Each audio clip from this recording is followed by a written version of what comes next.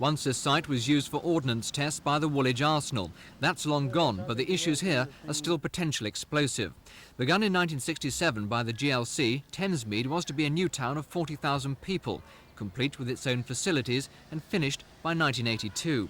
17 years later, it's still only half complete. 20,000 people live here, but many roads and social amenities are behind target.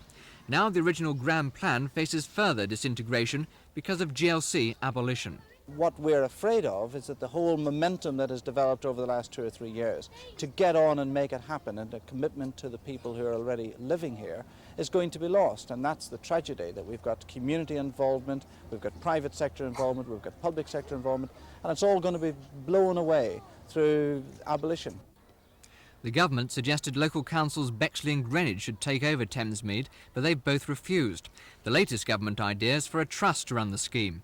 But architect Bob Briggs says a trust would mean the original idea of a scheme based on public housing would be lost, as private developers flooded in instead.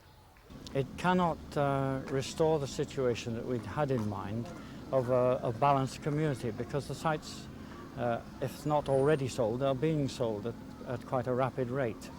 And therefore it will lead to a larger proportion of private housing than we'd envisaged, and therefore consequently substantial less homes for Londoners.